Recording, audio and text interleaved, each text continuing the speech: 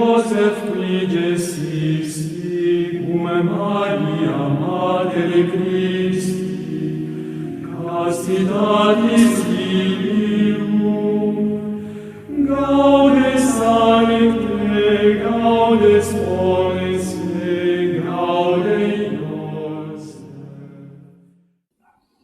Salve María, bienvenidos todos a esta tercera clase de nuestro curso sobre Josefología.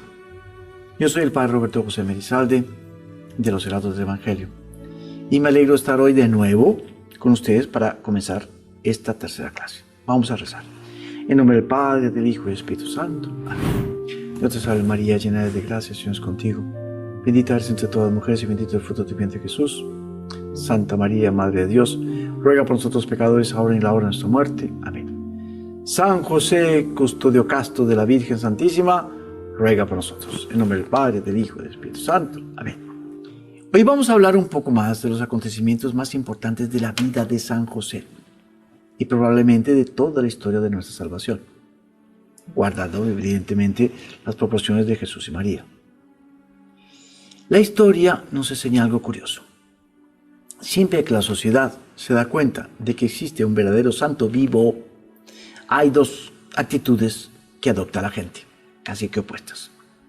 O admiran la santidad y la virtud del santo, o acaban odiándolo y persiguiéndolo. Esta segunda actitud la han padecido muchísimos santos por parte de la gente de su época. Y resulta muy curiosa. Porque si el santo no molesta a nadie, ¿por qué no lo dejan en paz? Pero no, es odiado y perseguido, muchas veces con saña. ¿A qué se debe esto? ¿Ya ha pensado? La sola presencia del santo, con su ejemplo, crea constantemente un problema de conciencia a quienes lo rodean. Por eso se abren dos alternativas. O lo admiran y cambian de vida, o bien lo odian, porque su vida es un recuerdo constante de que sus vidas no están de acuerdo con el plan de Dios. Lo leemos en los mismos evangelios. ¿Qué daño hizo Jesús a Herodes? ¿Lo ofendió en algo? ¿O a los fariseos? Sin embargo, lo odiaban con una rabia increíble. Incluso quisieron hacerle todo tipo de mal, lo perseguían por todos lados. Y al final lo mataron. La vida de San José quizás no fue muy diferente. Es probable que fuera perseguido por la sociedad de su época. Por ello solía llevar una vida de recogimiento y oración. Siempre conservó su pureza de la manera más perfecta posible. San José vivía en Nazaret, donde ejercía su profesión de carpintero. Vamos a imaginarnos un poquito cómo sería. Su aspecto físico era muy similar al de Jesús, importante ese punto. Llevaba también barba, su mirada era serena, comunicaba paz, contagiaba la paz a todos los que lo conocían. Si se lo observaba de cerca, se notaba toda la dignidad y majestad de un verdadero descendiente del rey David. Pero al mismo tiempo, su santidad era una invitación constante a confiar plenamente en él. Incluso antes de desposarse con María, San José había hecho voto de virginidad a Dios. Esto se debió a una inspiración del Espíritu Santo. Dios ama tanto la virginidad que Jesús, virgen, él mismo, eligió para su familia un padre y una madre, los dos virginales. Evidente. ¿Por qué? Porque aunque el matrimonio es una institución muy santa, la virginidad hace al hombre más parecido a los ángeles. Cuando San José alcanzó la edad de casarse, recibió un mensaje del sumo sacerdote del templo de Jerusalén, que allí había una virgen llamada María, que vivía en el templo, que estaba ya madura para el matrimonio.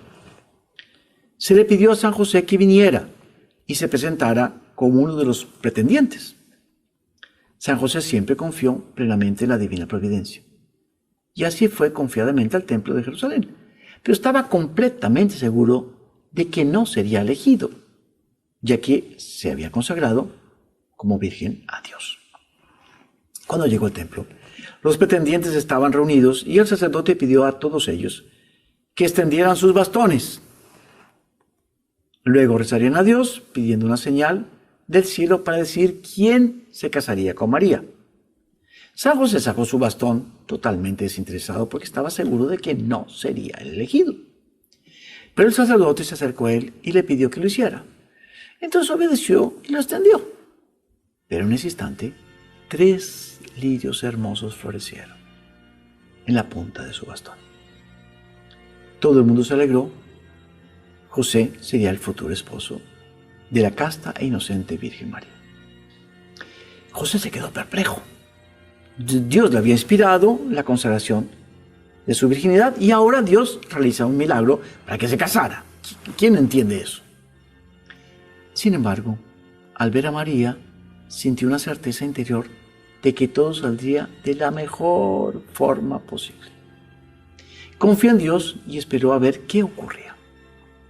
A los pocos días tuvo una larga conversación con María, donde ella reveló que también había consagrado su virginidad a Dios.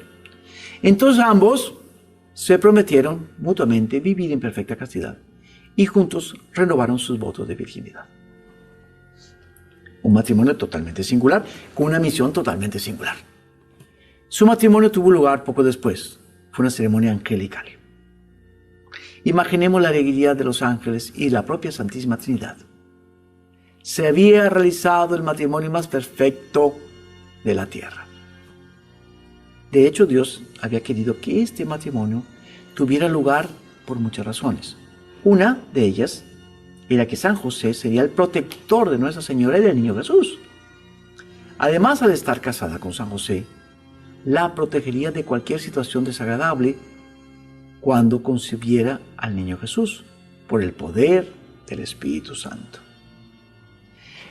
Cuando Dios en su infinita sabiduría creó al hombre y a la mujer, quiso que el amor conyugal fuera un símbolo del matrimonio entre Cristo y la Iglesia, un principio altísimo.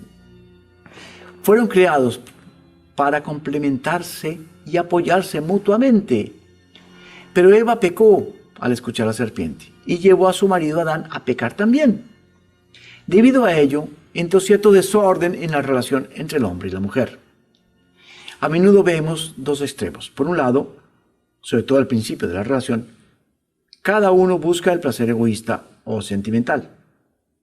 Por otro lado, vemos lo contrario, hombres y mujeres compitiendo por la supuesta superioridad personal. Y eso genera una falta de armonía entre ellos a causa de sus diferencias y comienzan las peleas. Todo eso comenzó con el pecado original. En el plan de Dios, el hombre y la mujer fueron hechos para complementarse armónicamente de una manera maravillosa. Fue por medio de la unión esponsalicia entre María y José, virginal y castísima, que se reparó con superabundancia la caída de Adán y Eva. Pues en el extremo opuesto de aquella desobediencia se encuentra la docilidad plena de los inmaculados cónyuges a la voluntad de Dios. Gracias al afecto lleno de pureza y de mutua entrega, exento por lo tanto de cualquier sombra de egoísmo, ellos prepararon de forma excelente la venida de nuestro Señor, quien en su infinito amor a la Iglesia daría por ella toda su sangre en lo alto de la cruz, sellando una alianza eterna de fidelidad con su esposa mística.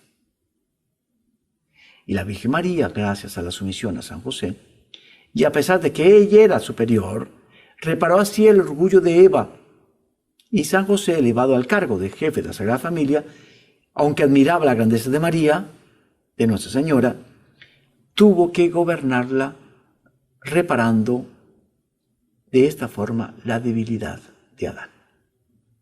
Así tenemos que los santos esposos, el verdadero modelo para las familias cristianas.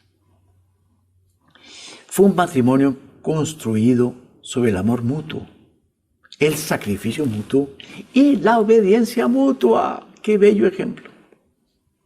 También es el modelo perfecto del matrimonio espiritual entre Cristo y la Iglesia. Bien, pero sigamos con nuestra historia. La vida de la Sagrada Familia transcurría en su casa de Nazaret, en la mayor paz y armonía. Pero un día ocurrió algo extraordinario. Era de noche, María estaba rezando sola, en el silencio. Pensaba en el Mesías que vendría. Las profecías indicaban que nacería muy pronto, pero la gente de Jerusalén estaba alejada de Dios. ¿Cómo sería recibido el Mesías cuando apareciera? ¿Y cómo sería el Mesías? Qué santo, qué puro, qué inocente. Y ella empezó a imaginar cómo sería y a rezar por su venida, que sea pronto, pronto. Entonces pensó que el Mesías seguramente tendría una madre. Qué mujer tan maravillosa y bendita tendría que ser la elegida para ser la madre del Mesías. Y ella en su humildad nunca se le pasó por la cabeza que ella misma podría ser elegida. Así comenzó a rezar con mucha devoción por aquella mujer que recibiría esa altísima vocación. Y lo que María deseaba era poder ser simplemente una humilde sierva de esta grandiosa mujer y así estar cerca del Mesías. San Agustín dice que la Virgen había concebido a Cristo antes en su mente que en su seno, por la fe. Siendo así, podemos suponer que la Santísima Virgen María, mientras pensaba en todo esto, iba imaginándose amorosamente cómo sería el Mesías prometido. Y cuando ya tenía la imagen del Mesías plenamente formada en su alma, un ángel se le aparece. Era el arcángel San Gabriel, que fue enviado por Dios con un mensaje para ella. Le dijo que ella sería la madre del Mesías. Entonces el arcángel le explica cómo sería eso. Ella concebiría por obra exclusiva del Espíritu Santo. Dios realizaría un milagro inaudito. Sería ella la madre de Dios, pero sin dejar de ser virgen. Sería virgen y madre según la profecía. Tal era el amor que Dios tenía por su virginidad. Nuestra Señora no dudó, quedó sorprendida, quedó en su humildad, quedó medio ofendida, pero obedeció a la voluntad de Dios y proclamó su fiat.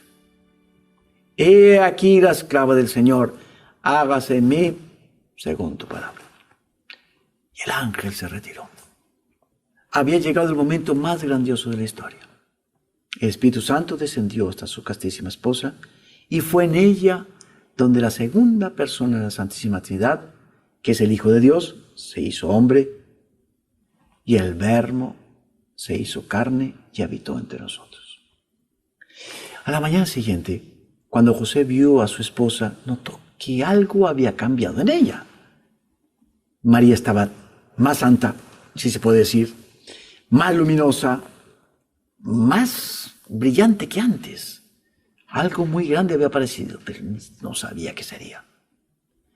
La Virgen sabía que Dios no quería que revelase su secreto, ni siquiera a San José, por ahora al menos. Así que ella guardó silencio. Y San José empezó a sufrir una prueba espiritual muy profunda, terrible. Percibió que Nuestra Señora había pasado por algún cambio misterioso y sintió la presencia de Dios en ella con una intensidad nunca vista, más fuerte que nunca. Pero también empezó a sentir la gran desproporción que existía entre ambos. Esa es la vida de los santos. Reconocen su propia insignificancia delante de Dios. Todos los santos son así. Y él se preguntaba continuamente si él era realmente digno de ser el esposo de una mujer tan angelical, tan maravillosa, tan espiritual.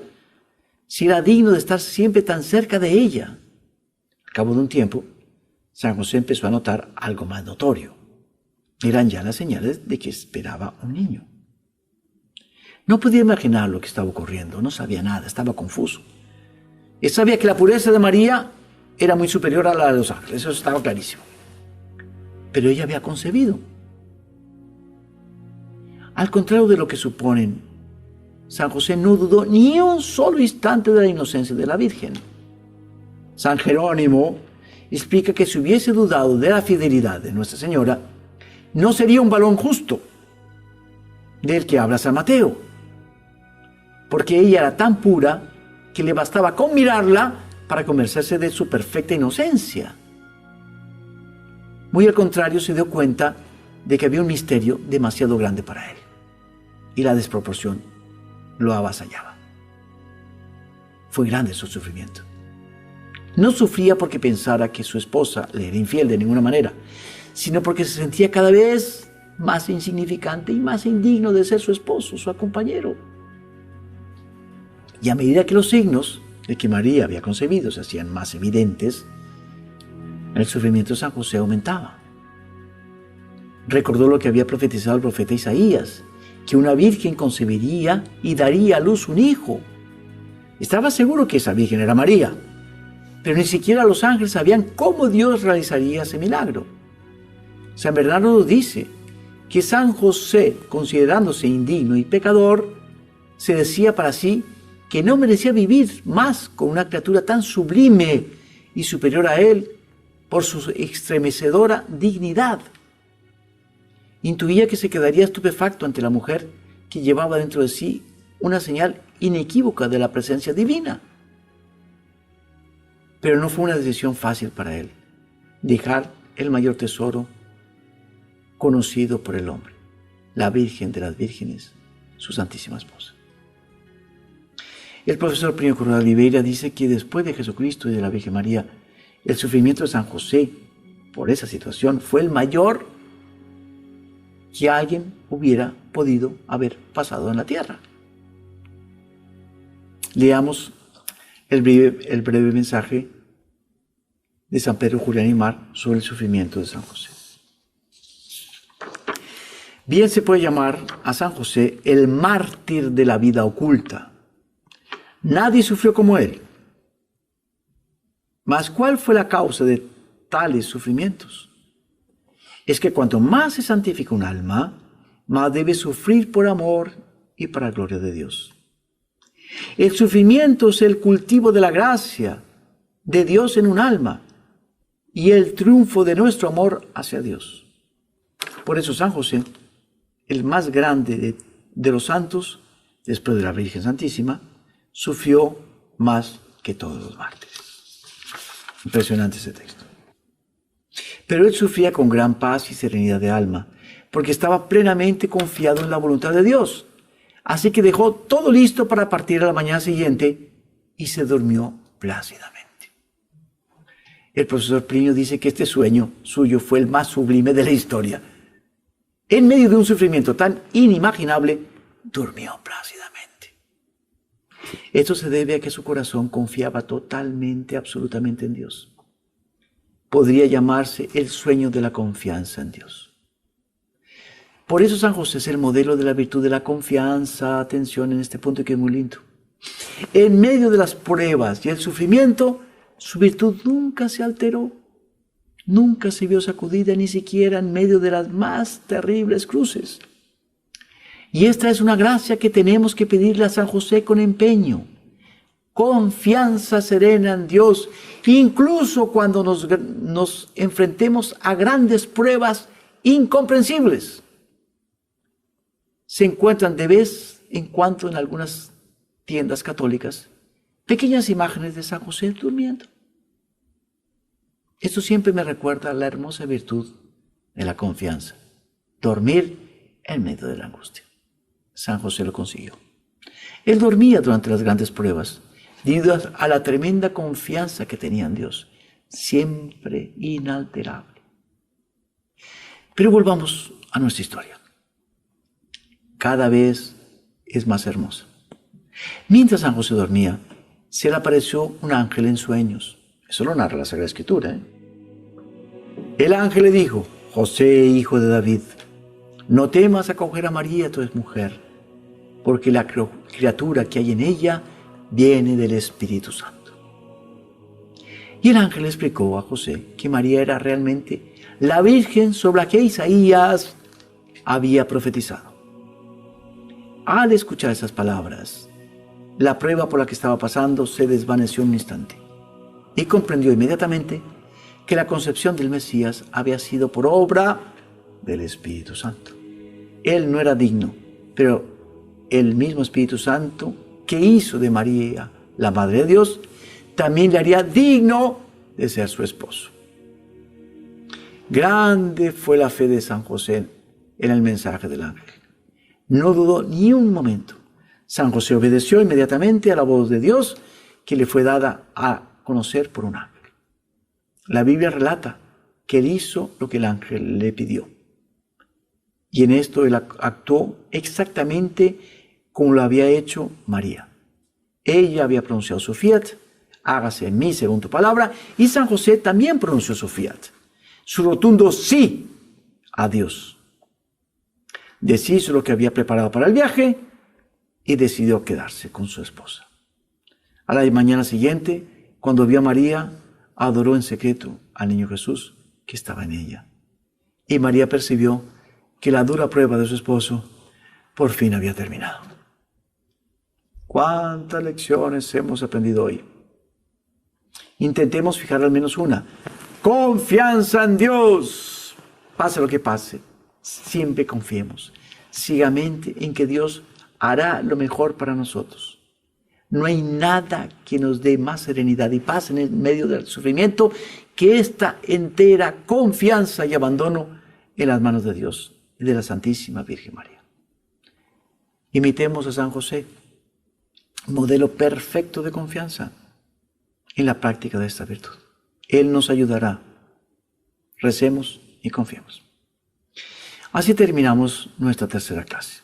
Pero antes de despedirnos, quiero relatarles una breve historia sobre la intercesión de San José.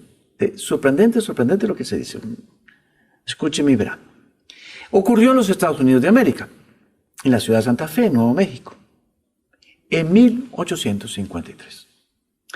Las hermanitas de Loreto abrieron una escuela para niñas. Años más tarde decidieron construir una hermosa capilla gótica en la escuela. Pero un detalle. Solo cuando la capilla estuvo terminada se dieron cuenta que el arquitecto se había descuidado por completo y descuidó un pequeñísimo detalle, fundamental. No había ninguna escalera para acceder al coro. Se le olvidó, no sé qué pasó. Que estaba a unos 10 metros de altura arriba de la capilla. Construir una simple escalera deformaría el estilo de la hermosa capilla, que era gótica, preciosa. ¿Cómo resolver ese problema? Los arquitectos se rompieron la cabeza y encontraron que la única solución era hacer una escalera de caracol. Pero esa solución no era la solución. Quería que su capilla estuviese completa. Entonces las buenas hermanas no lo dudaron. Iniciaron una novena a San José pidiendo su intercesión, porque era medio imposible hacer esa escalera. A fin y al cabo, él era carpintero. El último día de la novena, apareció un carpintero en busca de trabajo. Golpeó la puerta. Tac, tac, tac. Iba a montar en un burro. Y llevó una caja de herramientas. Listo, nada más. Pero eso sí, aceptó el trabajo con una única condición. Que trabajaría absolutamente solo y a puerta cerrada. No aceptaba que ninguna monja curiosa abriera la puerta y no interrumpiera. Ellas aceptaron el asunto un poquito. Pero bueno. Inmediatamente fue contratado y las hermanas y trabajó durante 3 meses. El resultado fue una auténtica maravilla. Una hermosísima escalera de caracol hecha en madera. Pero cuando fueron a ver, el carpintero había desaparecido. ¿Dónde estaba? Nadie tenía ni idea. Ni siquiera había recibido la paga. Las hermanas hicieron de todo lo posible para localizarlo. Nada. Incluso publicaron un aviso en el periódico local. Nada. El hombre había desaparecido sin dejar rastro. Las hermanas buscaron también el aserradero para pagar la madera, de dónde había salido esa madera. Pero nadie sabía de dónde había salido esa famosa madera. Incluso las hermanas nunca habían visto a nadie llegar con madera a su capilla. ¿De dónde había salido esa madera? Al observar la escalera, resultó que era un verdadero prodigio de ingeniería, de arquitectura y de carpintería al mismo tiempo. La perfección de su acabado, su belleza Pero no solo eso, la escalera es una maravilla arquitectónica nunca vista. Tenía 30 peldaños, daba 2 vueltas y media sobre su propio eje, pero no había una columna central para soportar el peso. La escalera parece flotar en el aire. Además, no tiene clavos. Está unido por clavijas de madera, unas pies a la otra. Pero siempre quedó la pregunta de dónde había salido esa madera. En 1996, muchos años después, unos expertos realizaron un estudio y descubrieron que la madera era un tipo de abeto. Pero un tipo de abeto que no se conoce en ninguna parte del planeta. La madera de abeto más parecida era la utilizada en Israel. Las hermanas no tenían ninguna duda. Su amado San José había hecho la escalera. Así que si usted tiene duda, lo invito a que vaya a verla porque está hoy en día tal cual como San José la dejó. Es un milagro increíble. Cualquier peregrino puede ir y ver con sus propios ojos la escalera y ver el milagro materializado. Así que pidamos a San José que nos construya una escalera, pero no en la iglesia, sino que nos lleve hasta el cielo. Esa es la escalera de verdad que Él nos va a construir. Y esto es todo por hoy. Espero verlos en la próxima clase. Terminamos siempre con la bendición. Que la bendición de Dios Todopoderoso, Padre, Hijo y Espíritu Santo, descienda sobre ustedes y permanezca para siempre. Amén. Salve María, los espero en la próxima clase.